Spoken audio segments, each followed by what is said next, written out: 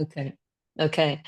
So again, what made you want to kind of look at this and mental? You were talking about, wow, it impacts other parts of your life, which I Yeah. agree with. So tell Yeah. me a little bit more about that.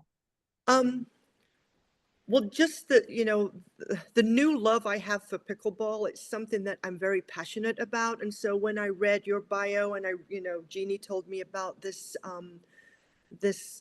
trip, I thought, oh, I started reading your things about mind and game. And I thought, that's not something I think about when I play pickleball, but I'm sure it has a lot, to offer there. And yeah, I think it would probably, the things that you learn in anything you can use in other parts of your life. So I'm very interested in what you have to offer.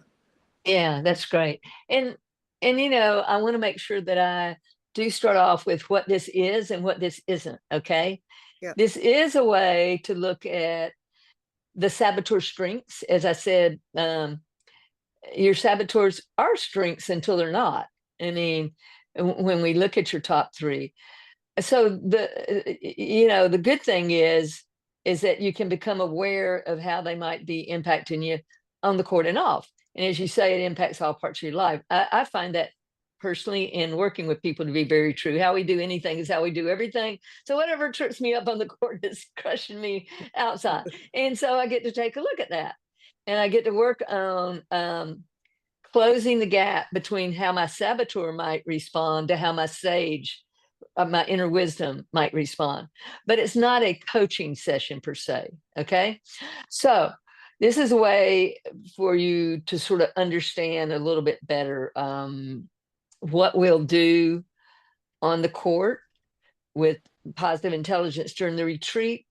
What it's not my 8-week course. My 8-week course is called Mental Edge, the X Factor. Okay. Sort of like what is the secret sauce to pickleball and life in general. And I use positive intelligence as the framework. And that framework is a 6 weeks course, although you get the app, the overall app for a year with that. But I just want to say that some of the things I'll do today with the PQ reps and all those things we integrate into our retreat, but it's not that full blown program. Okay, just to be clear, so I don't want to be misleading on that. But it was really fun to integrate this in Santa Barbara, and Eileen saw huge things happen. So, did you know Eileen before? No, no, no, I don't know Eileen. Yeah. Just So, so Jeannie's the one that trained with Eileen in New Jersey, I think. yes. And so Eileen was an unbelievable participant in our Santa Barbara retreat, uh, but mostly struggling some, mentally. And it was clear that that was going on. And then she had these major shifts that took her. It just totally transformed her in the course of that retreat, and it was so profound for her that she ended up saying this was one of the top 5 events that she's done in her life. Uh, Wow. yeah, because she was kind of, she would tell you she was kind of upset when she came in that she was a top elite athlete and pickleball just seemed to whip her butt. Like she could not get command over it. And part of what we identified with, and I'll share this with you that I've noticed, you're fairly new to the game in some ways, a little bit over a year, and people are passionate about it at that point. That's what that's how we are, why we still play it. But somewhere along the line, as women particularly begin to get better, they get so attached to outcomes about how much better they should be and when that better should come that they begin to lose their joy and happiness, which originally drew them to the game. Oh, So wow. as a person who coached all these different people, I noticed that and I was like, oh no, oh no, this is happening. And so the more I talked to the people, the more they admitted, yeah, that's true. So we started looking at, okay, what do we need to do mentally to shift and work through those things? And this is something that, being as new as you are, you may not have encountered that yet. But I see the puzzled look on your face, and that tells me that you don't want to encounter that. You don't want I that to happen. No, I don't. I don't know if that's because we're too hard on ourselves, or I'm not sure how that happens, but no, I don't want to go there. Yeah, because pickleball is my happy place, Yes. and it looks like that's it for you. But I saw your face just immediately change as I talked about this joy that people sometimes encounter losing, and so they want it back. They go, no, I don't want that to happen. I mean, some have even considered not playing anymore. Seriously, wow. Yeah, I've had people that and they're good 4-0 players, Wow. and it's just tripping them up. But anyway, we'll move forward and take a look at things. And I'm going to do some of these PQ reps. And so PQ reps are sort of like physical reps. Like, do you do some drilling in pickleball? We Yeah, try to do that. It's because a lot of the brand new players, they just want to play, play, play, play. yeah, It's like, okay, let's try and do a little bit of, drilling. Yeah, precision work. Yeah. yeah. And as you drill and drill correctly, it begin, and then you implement it into your game begins to shift for the positive. And that's how it works. I mean, nobody expects you to be able to play the first day you show up. I mean, good grief, that doesn't even make sense. But if you continue to really work on your game and do reps and implement it in your game will move forward. The same thing is what it takes in the mental game. Uh, I ask people all the time, if you just every book you could find on pickleball, you read it, and I said, "Hey, Elaine, are you playing pickleball yet?" And you said, "No, no, no. I'm reading books on it though." Do you think you would learn pickleball? No. No. And yet people think they can go read a book on the mental game and start being more mentally powerful. It doesn't work for that either. So what we found is that it takes mental reps. PQ, positive intelligence reps, are a part of the way we come out of our head and into our body, because that's where pickleball is played, from the body, not from the head. The head has to interpret and learn skills, but it's not until we begin to play out of our body that we play in the zone. And that's Yes. what in the flow. And that's when any particular shot that you practice begins to happen with. And then you try something else and you try another one. And then before you know it, you're better in pickleball. So, anyway, what I'm going to ask you to do is just shut your eyes, if that would be okay. And I want you to just notice any thoughts that come into your mind. And as you watch them come into your mind, I want you to know that that is just perfectly normal. Okay. You're just like everybody else where the thoughts come in. But what I want you to do is I want you to gently let those thoughts go as if they're flowing down a river. And I want you to watch those thoughts just go around the bend in the river and see yourself just waving bye-bye to them. And now I want you to take some really deep breaths. Breathe in through your nose, out through your mouth or your nose. Continue to take these deep breaths.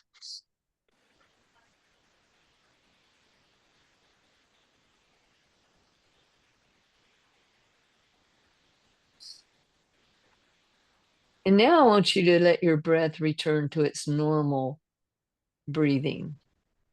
But I want you to notice the change in temperature as you breathe in through your nose and then as you breathe out.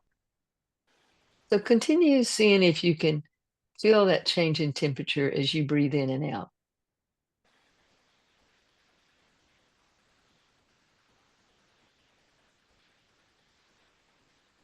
And now I want you to notice your stomach and chest rising as you take breaths. Just notice as you breathe in that stomach rising, the chest rising, and then exhale. And now I want you to notice any tension in your neck and shoulders. And I want you to tighten all the muscles in your neck and shoulders. and down into your hands and into your arms, and just hold those muscles tight. Continue to hold them tight. And now let that tension go and notice the relaxation that happens.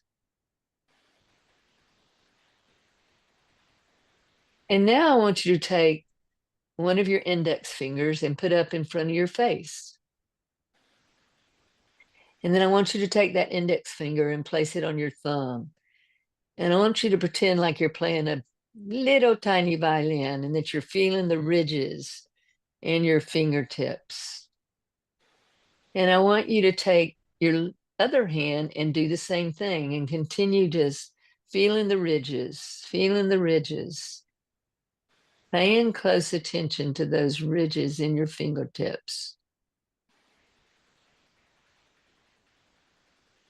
And now I want you to take the fingertips of one hand and place on the finger and palms of the other hand as if you're giving thanks for something. Put those hands together flat against one another. And then I want you to slowly pull the fingers down into the palm of the other hand slowly, and notice the change in texture and any change in temperature.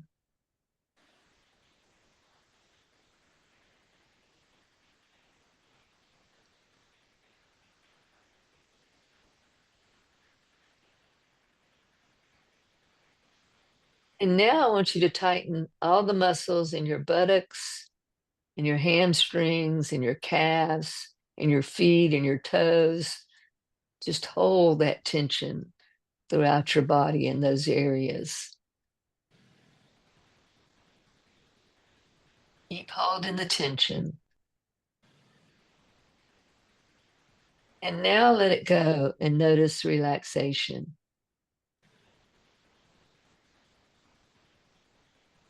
And now, as you breathe in through your nose, I want you to listen for the sound of your breath, breathing in through your nose and then exhaling. Just pay particular attention to those sounds.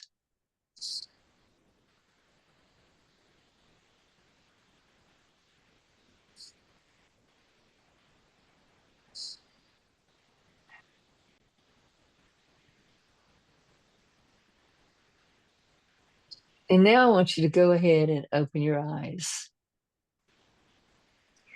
So tell me how you feel right now. Wondering where you were earlier today when work was stressful. That's so funny, Elaine. Well, here's the good news. I won't be there tomorrow either, but you know something new you can use in 2 or 3 minutes. And that It, was sort of a short version of what we do. yes, it's training yourself to calm yourself, isn't it? Yeah. Yeah. You know what you just walked me through? The only time I use something like that, and I should use it more, but if I'm having a particularly restless night and I just cannot sleep, I'll try to tighten and then slowly release different Yeah. parts of my body just to calm my, Yeah. not my body, but my mind. Just to, Yeah. you know, um, but we have to, I think we're not taught to do those things, are we? Yeah. No. So it doesn't come naturally unless we, like you said, we keep doing those Yeah. things. Yeah. As Kay said, she was on with Jeannie, and she told Jeannie, she said, yeah, um, I have worked out physically. She said, I think every day since, I think she said since the fifth grade. She said, but I'm not done that with mental reps, but I am now. And she went through the program with all my coaches that'll be in Vermont have gone through the program themselves with me, coaching them. Okay. And Kay is working on becoming a coach now, and Tracy also is. Angela's been through the program too. So we're not taught this. We're not taught that it's important to build our mental mind. And what Shirzad Charmaine found is that this isn't just woo-woo. It's scientifically proven. He did MRIs on over 1,000 people after they had been through the course. And what he found is a greater development of gray matter, which is where the sage resides in the prefrontal cortex, and a diminishing of it in the limbic part of the brain, uh, where the saboteurs live. Now, if Oh, you think that's not true, observe anybody that's had 4 drinks in a row in the space of less than 2 hours. yeah, The prefrontal cortex goes out the door. There's no yeah, good thinking up there. And yeah. they're operating lots of times out of saboteurs. They get angry, they get mad. That's when that's been triggered in a bad way. Okay. So by doing daily things, we lay down new neural pathways. And that's the key, which we'll talk a little bit more about later. But the interesting thing I think that I saw in yours is that although Stickler's not one of my top, hyperachiever and restless are. In fact, restless is my number one, right there hanging with hyperachiever. Uh, so I understand how that impacts a person. And I don't always get people who have that as one of their top 3. So we're very unique in a very positive way. When the restless is our strength. And when the restless is in our saboteur, watch out. Yep. It's hell to pay. You know it. Yeah. Yes. Yeah. So anyway, one thing I just, want to talk about is that today, this discovery session is really about you, your inner world, your potential. Everything we talk about, though, is confidential. This that I'm recording will only be shared with Kay. All right. Uh, and so there's no wrong way to show up here. Showing up is just courageous. Um, and and I love that people come in and just sort of get into taking a look at these things. Let me ask you this. What are you hoping to gain from this process today and just the discovery session? Well, it's funny because just doing that for a few minutes with you, I feel like I'm talking even a little more slower and calmer than than I was initially. I don't Yeah. know. Maybe that's just me, but that's the way I feel. Um, what am I trying to? I just when it relates to something I have passion about, which obviously the pickleball is there. I'm just thirsty for knowledge and Yeah. to know, what do other people know that I don't yet know, and what can I learn from them? And that's why I connected so well with Jeannie, because her and I are kind of on that same level of, Yeah. we want to know more, we want to learn more, but the mental side of it that you're going through, I didn't connect that with the whole pickleball thing. Yeah. But it's so true. It really is, as I said, with everything in life. But I'd love to learn more. I mean, Yeah. just that calming effect is something I need to learn myself. Well, imagine at the retreat, and this is how we'll implement it in the retreat, even though it won't be the 8-week course, as I said.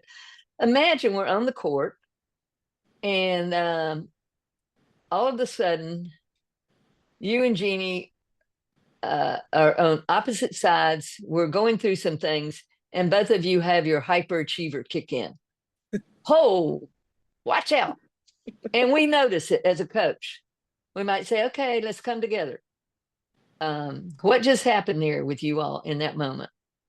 And then we'll say, okay, and you say, oh, I got triggered by my hyperachiever. It was misplaced. And let's say Jeannie says the same thing. Then those among us, we might go, okay, let's just do this right now. Let's just use this. Mm, Let's just look at each other in the eyes mm, and just know that we can calm down, that our value is not based on what we achieve today. We're learning new things. So we're going to look really, really crazy while we're okay, learning new things. I'm And okay. that's okay. And we're going to make it okay, because as women, we're not taught that anyway, No, that it's okay to fail. yeah, I mean, oh my gosh, if one of us as a woman fails, you know, with men, they go, had to fire Joe today. You got a job for him? Yeah. And women go, out of my sight, So anyway, um, but yours, the stickler, the hyperachiever, and the restless, these patterns often come from positive intention, but they can also create stress and internal conflict. Okay. So I'd like to reflect back the strengths to you. The stickler is the high standards, the attention to detail, and the strong sense of right and wrong.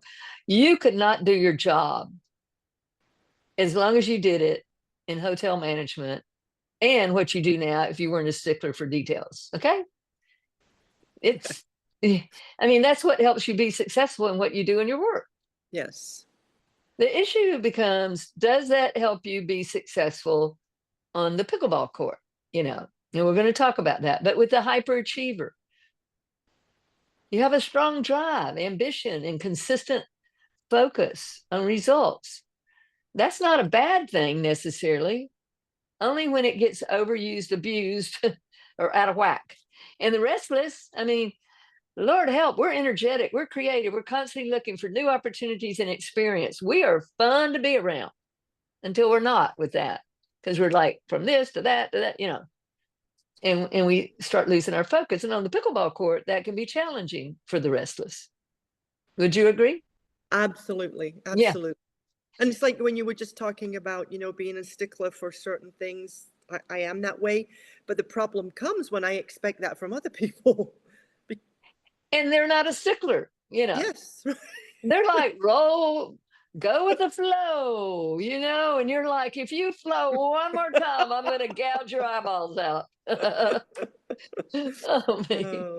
Well, let me ask you this. Which of those top three feels most active or dominant in your daily life? And were you shocked about these three, or did this resonate with you? What did you glean No, I from wasn't taking this? shocked. No, I the stickler part, I have learned to control a little bit, not with any, just in my own mind, because I've seen my daughter be that way, and I don't know if that came from me, and that would stop me in my tracks. Did I create that? So I've tried to really look at myself if I'm being a Yeah, stickler about something, because it's not always necessary to be a stickler about so many things.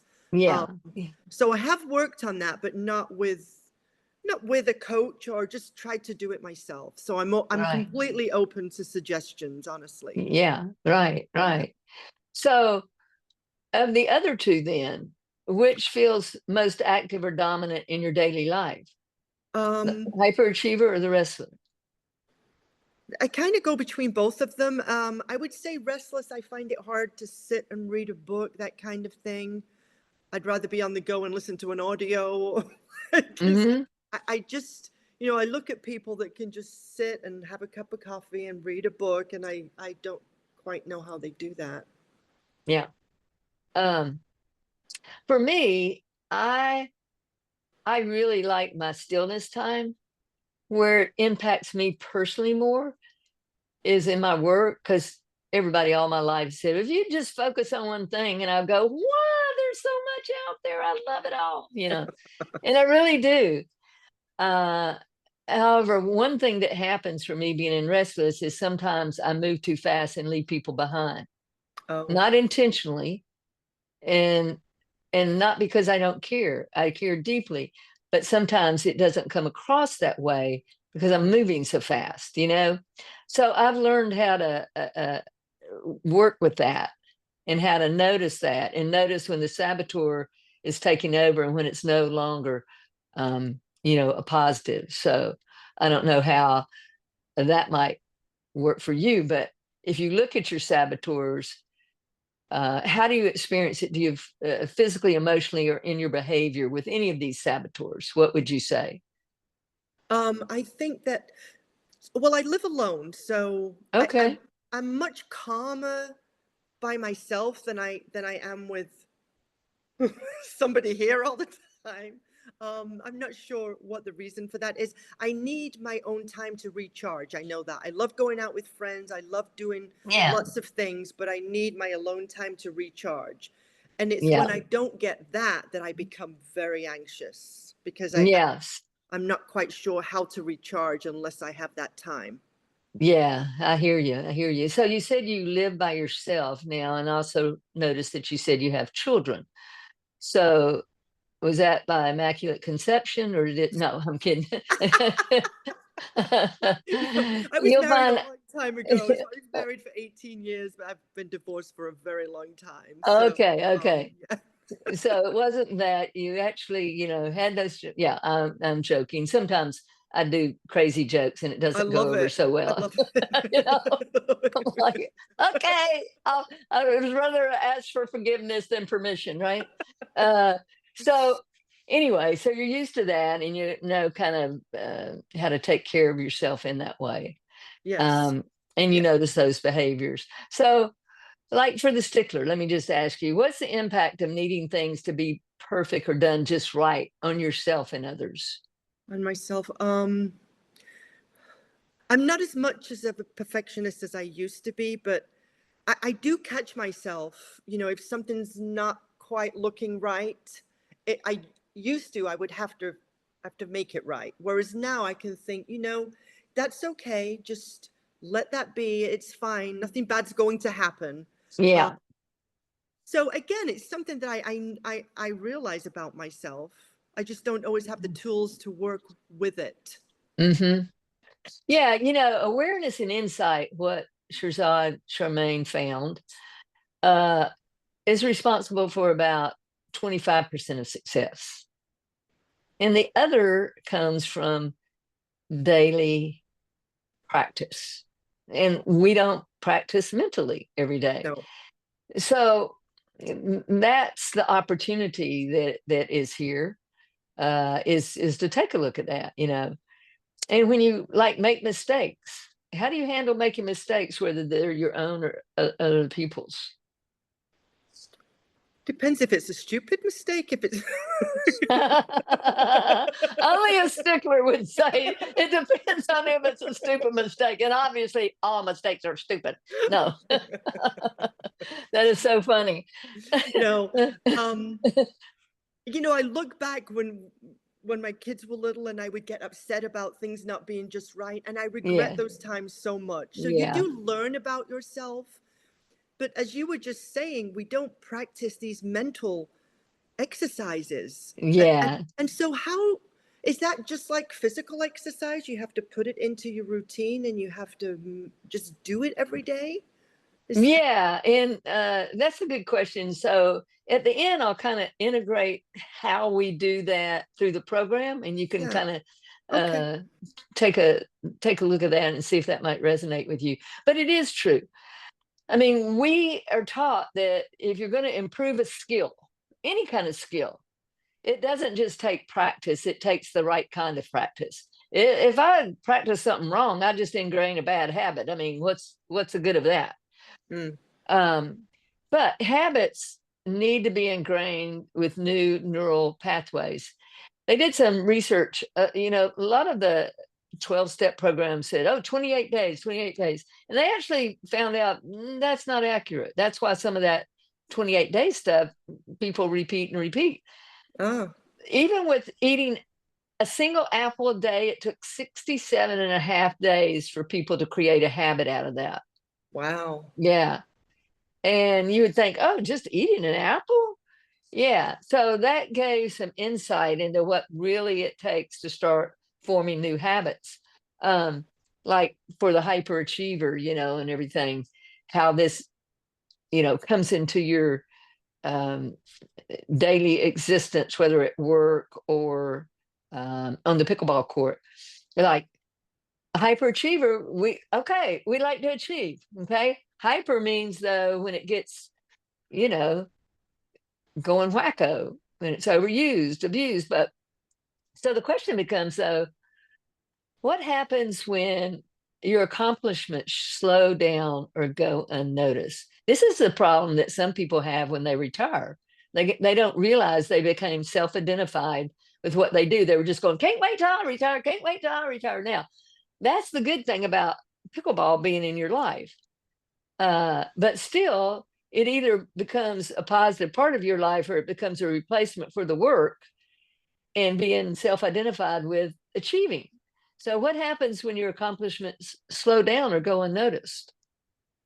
That's a huge question in my mind before you even asked it.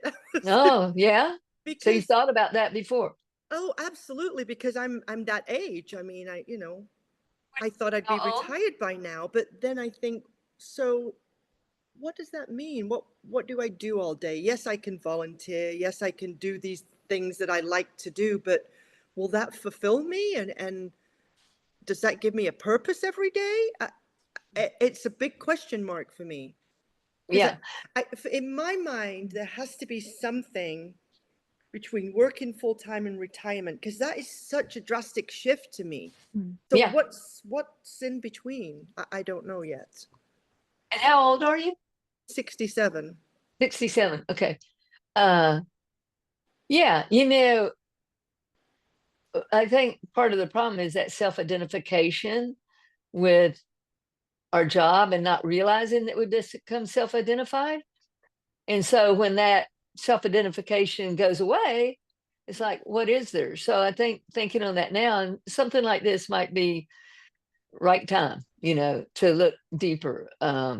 And so just that you're noticing that is a good thing. That's sort of like a sage thought, because sage has five different things. One is empathy, and that's learning to have empathy for self, because most women have empathy for others, but Others, yeah. but they say, I don't have any for myself. I go, well, I don't want to burst your balloon, but that empathy you're having for others is sometimes misguided and not authentic if you can't have it for yourself, because you Ah, you create attachments to helping others, being empathetic.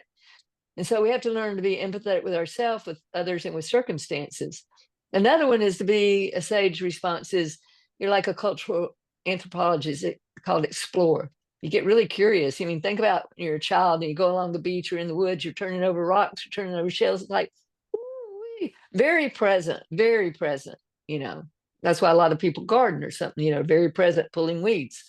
Um, so there's all these different sage responses that you can learn about, and how that would be handled. But even when it comes to self-worth, then how do you relate to your self-worth when you're not producing or achieving? that is an excellent question. Um, and I'm not sure how to answer it right at the moment. I suppose it's, I often ask myself, what am I doing to leave this world in a better place than I found it? And, I don't always want to go back to, my children. It's about me. It's not, it's hard after you've been responsible for other people to think about just yourself. But we need, my move here was that it was about me and just me. And Yeah, am I supposed to be okay with that? Because I do feel guilty because, I have grandchildren now in Indiana that I don't see very often, but yeah, it's my time. It's my, yeah, and I'm okay with that. yeah, So yeah. It sounds good. Like, I don't want to feel guilty and have to apologize for finally thinking about me. exactly. Yeah. And so I think that is important. I have a book called Empower Pickleball Stories That Inspire, and you'll get a copy of that at the retreat. Um, and on the front, I say, every woman is capable of creating a legacy. Notice it doesn't say you have to create a legacy, but I truly believe that every person, but every woman is capable of creating a legacy. And for each of us, it's finding what I want that legacy to be. Mm, And we can't necessarily create that as long as we never think about ourselves and being empathetic with ourselves. It will be a pseudo situation that we create if it doesn't come from within. mm, And then when it does come from within, whatever passion that is, blesses countless people around us. And so it is something to be thinking about. But let's take a look at you're restless. How do you handle that stillness or long-term focus on one thing? Um, if it's something I have a passion for, I have no problem focusing on, whatever it might be. Mm-hmm. Um, if it's something that I think, oh, I'll give that a try, that might be nice, but I'm not really, my head's not really there and I don't have a passion for it, then I lose interest too quickly. You know, Mm-hmm. for example, reading a book. Yeah. I just lose interest, and so I have to do something where I'm on the move. Oh, I'll wash the car instead. Yeah. Yeah. So what's the cost of always needing to chase the next new idea or stimulation? I don't know. I don't know the answer to that. And you Uh, don't have to know an answer, but it might just be something to contemplate. Like, yeah. what am I costing myself by needing to chase the next idea, the next stimulation, the Mm, next whatever? Or is there a cost to that? Most of our saboteurs, when they're saboteurs, yep. are rooted in childhood origins, what we Uh, did to survive as a child. So as you look at your saboteurs, the stickler, the hyperachiever, the restless, which one do you think helped you survive childhood? And people have these even when they have a great upbringing. Don't get me of wrong. course. It's Yeah, not yeah, like parents yeah. did anything specific, but a child just sort of takes in these things. Mm, And then what happens is if they're still saboteurs for us in adulthood and cause issues, it's because we carried them forward and we're no longer thriving. And when we're not thriving in adulthood, that's when people usually start going, whoa, this has been going on a lot of years. So what do you think of your saboteurs? Which in each one, or yeah. which one do you think impacted you in your childhood so that you could survive? I would say the restlessness, Mhm. mostly because um, my mother was that. I never ever noticed my mother sit down or relax. It was always on the go. And, I grew up in England. My parents were so much older than my other friends' parents. They were 45 when they had me. So my parents were always Okay. much older than my friends' parents. And so my mother didn't even drive a car. My dad did all the driving. So Uh-huh. on her travels and on her running around, she would be dragging me with her, trying to Yeah. keep up. Um, so I would say if that one definitely. Um, I kind of remember my dad trying to calm her down a lot Mm-hmm. and feeling sorry for him. Like as a child, I would think, Wow. feel a bit sorry for him. Yeah, yeah. Did um, that continue throughout her life? Is she still alive? oh no, she'd be 110 by now. Oh, yeah, wow. My mom Yeah. just turned 100, so that's why I was asking. Oh yes, yeah, no. But yes, she was like that her whole life. Yeah, yeah. It's And I interesting. think her life, my dad was a prisoner in World War II, so, Okay. they were married, she had a young child, and he was a POW. They didn't know if he was Wow. alive or he was a POW in a Japanese prisoner of war camp. Um, and then the child that she had, obviously a long time ago, had epilepsy and he died. So I think all of the things that happened in her life made her Yeah. quite anxious, um, Mm-hmm. and just kind of carried on in her life that way. Right. And so, people are mentoring us even when they don't realize they're mentoring us. Yes, yes. And they're implementing a blueprint. And the question becomes, is that the blueprint we want as an adult?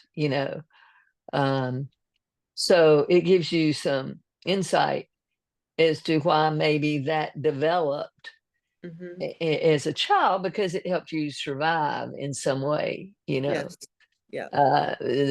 Again, the question goes back to how effective is it in your adult life if we don't use the sage part of it and we stay in that saboteur part. So yeah. So, Very interesting. I mean, yeah, first you have to recognize these things, and we don't, without yeah, you asking me these questions, I'm not sure I would have thought about that, you know? And then yeah. This is, yeah, yeah. no, go ahead. Go- no, I was going to say, this is the power of taking a look at the saboteurs, which really distresses a lot of people. I mean, I've had some people, their saboteur kicks in and they just go, nope, can't. They just have to, whew, do away with it, because it's too hard to look at.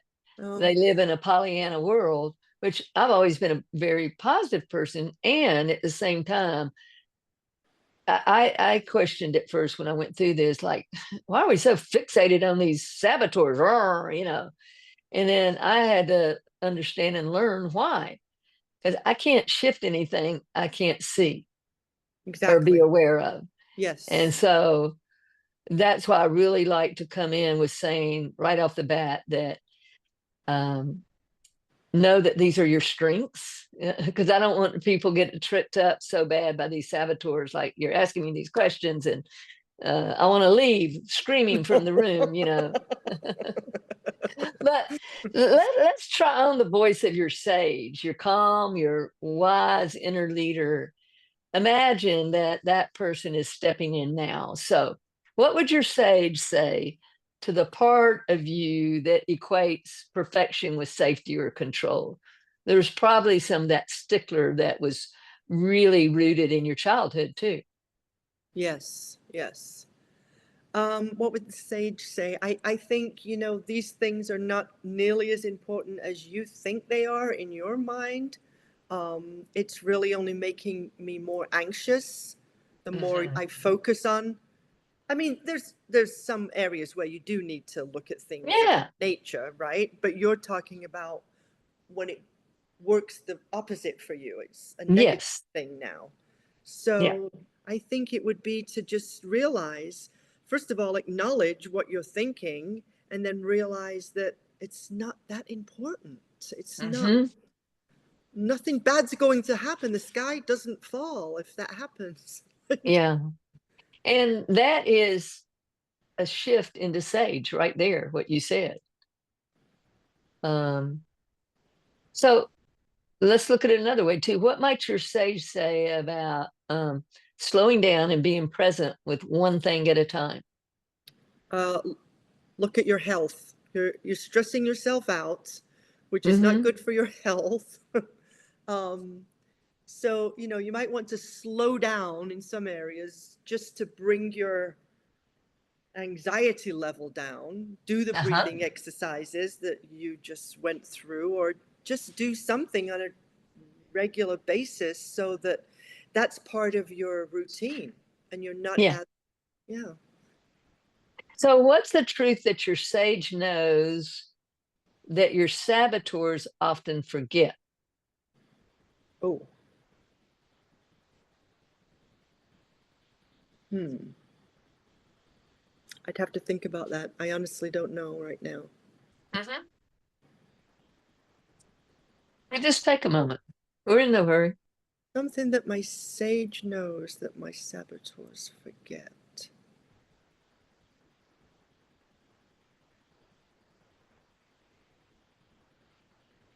That I don't have to control all the situations I think I need to control. Stop being so bloody controlling. So how could you reframe even that to, it's sort of like if I say in basketball, call a timeout and say, don't foul. Whatever you do, team, do not foul. Do not foul. What do you think they're going to go right back in there and do? Exactly. Foul. Yes. It's like, Yes. don't think of an elephant. What do you just think of when I say don't think of an elephant? So, how could you frame that in a way that speaks as a sage? Like, rather than, don't be so bloody controlling. What? Focus on the positive aspects of whatever situation is in front of you. There's a positive there somewhere, even if you can't see it right away. Um, So it's like having a gift and an opportunity ready hmm. to be awakened. Yes. Yes. Well put. Yeah. So if you were to loosen the grip of even one of your saboteurs, what opens up for you when that happens? Calmness, to look Okay. at the rest. I'm, I'm talking about the restlessness now. Hmm. To implement something, just like you go for a walk every morning, implement something, breathing exercise, tightening, loosening, whatever it might be, as part of your daily routine and see how you feel. See if you feel differently as time goes on. Yeah, no, that's a great one. Yeah. So if we were going to have a little experiment for you to do this next week, what's Kind of one intention or shift you'd like to experiment with? just that, And, doing the, okay. yeah, yeah, Yeah, the breathing exercise. yeah, Because okay. I mean, I felt myself calm down doing it. Yeah. I mean, I've never met you before, and you were right there watching me, and I still felt okay. That's great. Yeah. I mean, it just happens when we allow for it. So part of your experiment could be just starting with that in the morning before you even as you wake up. And then as you said, wow, I could have used this earlier in my work today. Yeah. Uh, look for those opportunities. And when you notice that opportunity, take, 15 seconds, 30 seconds. If you got a minute, do a minute. And it's done through the senses. It can be done with visual PQs, it can be done with touch PQs, you know, yeah, just do that as an experiment. And I'll tell you what I see though in you. I see someone who's both thoughtful and driven and ready to live from a deeper place of choice and presence. Does that sound Yes. somewhat correct? Yes. Especially Okay. the last part that you said. Deeper place of choice and Y- presence? yes. Um, and I'm going back to the move here again. You know, new things can be scary, but you have to just say, okay, that's how it feels, but I'm going forward with this. Because you never know what's out there until you just take a leap and experience different things. And it's taken me about a year or so to realize I made the right choice. Because you don't Yeah. always know. You don't always know. Mm. And you're meeting new people and you're doing new things and you're in a different environment. And your body tells you if it feels right or not. And Absolutely. it feels right. So, and I'm really relieved about that. Because I wasn't sure. And you tapped into courage. It took a lot of courage to do what you did, Elaine. Yeah. And I have And some friends in Indiana that actually, they're not trying to make me feel guilty, but why would you move by yeah, yourself away from your kids? And why would, well, it's not like I'm leaving them. They can visit. I can visit them. yeah, like come on. This is a two-way street, but people do that not so much thinking you shouldn't have done it. They really tap into I wish I could and I don't think I can, Oh, oh, you know, because you've yeah. done something probably which they wish they could or had the courage to do. So instead of acknowledging that, because they're not even aware of it, they just go, why would you? And that's like they're judging of you. And so the best way to just disarm their judge and not get triggered into what we call saboteur contagion, which is they judge, you start judging back, Yeah, yeah, yeah. is to diffuse it by just, maybe getting curious. I'm curious why you might think that. And they might end up sharing something with you that they had not thought about. That's a good response. Just say, Yeah, wow, just curious why you think that way. And that's that right. leads to deeper conversations with people, which I think all of us are starved for. Oh, absolutely. Yeah, for Absolutely. connection, engagement. And Exactly. this is what pickleball has provided for so many women. Um, is just this, it's electrified their lives, it's transformed their lives, it's connected them, it's engaged them in ways they never realized was going to happen at this stage in their life. And that is a feeling of gratitude, like you said, a passion for it. I I mean, I so much agree with that, Dottie. I mean, not just on the court, on the, I mean, that's fabulous and I love it. But we've become like our little tribe. We'll yeah, go out once a month and we'll go to a nice restaurant together, the same people. And it's, you find your tribe. And I love that about pickleball. it is fun. And I feel fortunate. I've got some different tribes in different places. But one of my tribes is just 5 minutes away. And Jamie and Jean built a private court at their home during the pandemic. Wow. And we all gathered there when we didn't even know what was going on. And we had each other's back. Before there was a vaccine, then Yep. somebody had to travel because of family. They agreed to isolate for 2 weeks before coming back into the tribe. And so, we've just been there for each other. And we celebrate each person's birthday with a big little pickleball round robin and Oh, bringing gifts and making them wear the crazy hats. And I oh my love that. gosh, Yeah, I yeah. love I've it. got glasses around here somewhere, the happy birthday glasses. Oh, I think I already put them somewhere else. But anyway, yeah. It's fun though, and there's nothing like having a tribe. I think, especially because most people we know at this age have already got their little packs of community, and they don't often form new ones a lot. Yes, Um, absolutely. and And yet, when given the opportunity, we're doing this. yes, and loving it too. Yes, Yeah. absolutely. So I just want to say, Elaine, that the clarity and the awareness that you've tapped in today is already a shift in itself. I like to say, I've been talking about mind shifts for almost 25 years because I don't know why, but years ago, I just thought that mindset thing is just really a stupid concept. Well, I don't want to leave one mindset to go into another when it's still stuck. Set means. And so I was like, it's a mind shift. So what I work on with as a coach is just moment by moment daily mind shifts that enable a person to move from saboteur to sage much more quickly. And Right. that is transformative for people. So it's clear to me that a strong part of you is ready for continued change, not just insight, but some lasting transformation. Did I get that, or am I misreading something? No, you're absolutely right. Yeah. Um, and I truly believe the people you meet lead you to these things, and that's happened for me. Just, I mean, to meet you. So, Yeah. it, And this is part of the fun for me of meeting with each person before the retreat.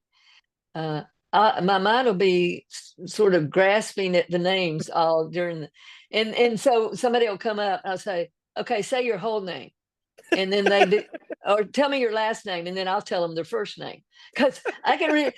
I've looked at the registration so much, but if they just come up in the field of all the faces for a yeah. moment, but if they just tell me the last name, I go, okay, I got it, which is really kind of funny. But so I want to ask you this discovery session, like I said, it's what it is, and it can end right now. But I always ask people, would it be okay if I shared how I work with clients who want to keep building on this kind of inner work, you know? Absolutely. Uh, Yes, I'd love to uh, hear that. Okay. So it's interesting because Jeannie was the same way. Um, she said, yes, I do want to know about that. I think it's no coincidence that you all are friends. I can see why now. Uh, not as well, she gets to share her saboteurs with you and you can share, but it'll be interesting for you all to have a discussion after the discovery session, which I encouraged her to do. Yeah. Yeah. Um, so anyway, what I do is I help guide clients through an 8-week program. Mine is called Mental Edge, the X Factor. The X Factor is the secret sauce. And the secret sauce comes about through the implementation of the framework of positive intelligence, which is 6 weeks. Okay. So when people go and look at that, it's designed to strengthen the sage mind, reduce not eliminate. We can't eliminate saboteurs as long as we're alive, but we can reduce the pull of the old saboteur patterns. And then that creates sustainable shifts in our mind and in our results. So it includes a structure, and that structure is people can actually go to Positive Intelligence and get the 6-week program, do it all on their own. Hey, I've never had anybody do that because they go, well, it's coaching I want. As I told Jeannie, it's kind of like you buy this specialty bike and you don't even know how to get on it and use all the gears. And so you hire for some coaching. Can you get it and crash your bike? Maybe. Oh, yeah. No, I'm not saying anybody would, but and so if people went straight to Positive Intelligence, that would be $995. Okay. And then you would get no coaching from me, but you would have that. Would you get something out? I'm sure you would. And so I tell people, look, if you want to just get that, let me know. I'll get you set up on it, it'll be $995. They said, but I want your coach. And I go, okay. So what they're looking for there is, just me working with them once a week. And so I have a week on either end of that, where in the actual Positive Intelligence program is what we call a video drops each Friday. And it drops on your phone. I'll just kind of show you real quick. See if you can see my phone. I have a little Positive Intelligence app. Can you see that? Yes. Okay. Yeah. So my daily focus for today, because I'm doing this, I've been doing this every day for over 2.5 years. I've been coaching in it for 2 years. I've been coaching all my life. My tagline is born to coach. That's who I am, can't escape it. But it was convert the saboteurs into gifts. And then a couple of times a day, we have what we call a coaching challenge. Okay. So one comes in, and my power break today was tactile PQ reps. There's ones where we touch our face and feel, boy, that has a neat, I'd never done that before, just kind of touch my own face with PQ reps. But all of these, the daily focus, the little co-challenges, and then you have a chance to put something in your sort of journal, your reflections at the end of the day. And I found that very helpful, because if I showed you all my little journals up here on my shelf, first of all, you'd probably laugh. And then you'd say, what's the gap in between the years? I'd say, lots, because journaling, I'm restless. I was just like, how long do I have to do this? It's like all your life, forget it. No. But in those reflections, I can just make a couple of comments. And then when some of them roll back around from last year, I get to look at what was really bugging me last year that is not even an issue now. And I'm like, Oh, wow, yeah. that's interesting. So that's the value for me of putting something in there. But that whole process only takes about 15 minutes a day.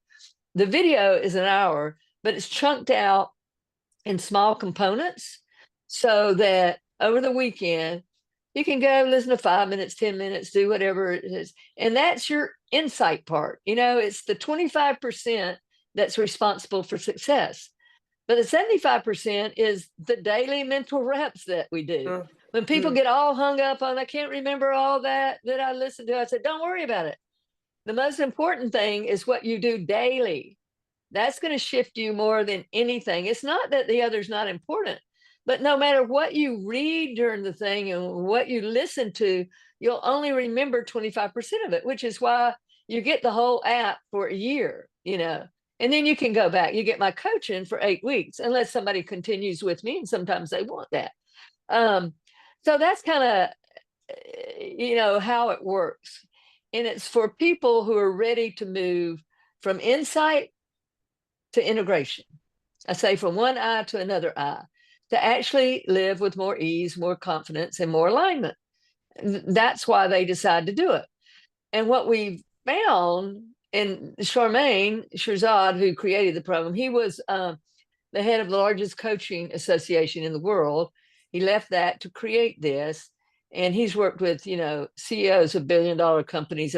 So all of us are trained in positive intelligence. My mental edge part is specific to pickleball. That's why people come in and then they go, geez, I never knew how this was going to impact my whole life so positively. I say, yeah, if I told you that, you wouldn't have come in. You want it for pickleball. But he's really done a remarkable job. So all of us have different niches throughout the world. I also do corporate, um, and I'm working on corporate leadership programs because I think there's a lot that can be gleaned for people with that. But so back to this, you found that there was a 500% greater success when people did things in pods. And so I shared this with Jeannie. I said, I have different pods.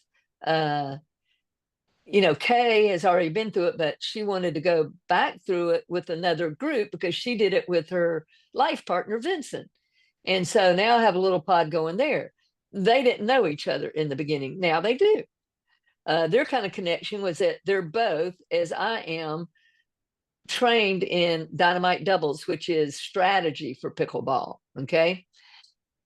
So the point being that when Jeannie looked at this, I said, you can get with some of your pickleball buddies, and if you all wanted to do the 8-week program, you could, because the 8-week program that's not part of the retreat.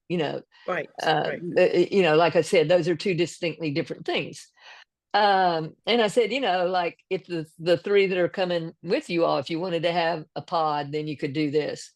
So the way it works cost wise is in my corporate, it's usually when I have, group pods, it's $39.95, $3,995. I take it down to $29.95 for pickleball. But then for people who come to retreat and have signed up, I give an additional $500 discount because I'm aware that they're already paying to come to a retreat, and they're not getting the full blown, 8-week program. But if they want it, it's a way for them to do that. And then it's a way for them to do it in their little pod. So again, like I told Jeannie, I said, there's no reason to make a decision on that right now. I said, I just want you to know what it is. And I also told her, I said, if you're interested, and I say the same thing to you, if you're interested in me sending you a link that opens up a PDF that has people's feedback from taking the program with me, I can send that to you, That would be interesting. Yes, I would like to see yeah. that. Yeah. And so I'll send that to you. You can just read what Kay, who, like I said, will be one of your coaches. You can read what Tracy, who will be one of your coaches in Vermont, says about going through this program with me. And if it's something that resonates with you, you and Jeannie can talk about it. And then I've also got Patty, who's going to do a I was going to discovery ask if session. the whole Yeah. time you were talking, I'm like, this is something Patty would be interested in for sure. Have you spoke to Patty yet? We have hers on Saturday. Oh, good. Her Okay. discovery session. Good. So I told Jeannie, I said, once y'all all, I said, Elaine's right behind you doing hers today. Y'all talk about it. And I tell people, look, you're not going to hurt my feelings if you say, no, this isn't for me right now. That's okay. It's Yeah. not anything anybody has to do, but part of creating my legacy is to help women, particularly in pickleball.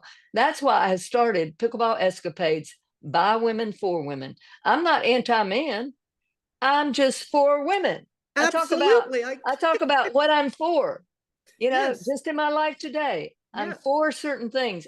I do not spend energy on talking about what I'm against. Absolutely. I love that. So that's just a personal philosophy so Yep. that you might know a little bit more about me. Yep. Yeah, so this was just a gift from me to you to have this discovery session, and that I asked you if you'd like to learn a little bit more. You said yes, so now I've shared it with you, and you all can discuss and see if there's anything that resonates with you all. I told Jeannie, I said, if it does, it would be great if you could, start on the program so that by the time you do the retreat, it could be much more impactful for you because you've really dived into positive intelligence, and so I do appreciate you sharing that. I mean, I really thoroughly enjoyed this hour. So thank you. I mean, really, thank you. I you're can't, welcome. yeah, I just, I feel the positive vibes already. Well, that makes me very happy, and so yeah, just a pleasure to connect with you, and again, to be able to know when I walk in at that retreat that you're going to be standing there and Yep. we're going to have a great time. And I think it's going to be amazing. I can't wait. I'm really looking forward to it. Me too, Elaine. Listen, I'll chat with you later and I'll send you that link, okay? Yes, thank you so, so much. You're most welcome. We'll talk later. All right, have a lovely Okay. evening. You Bye. too. Bye bye.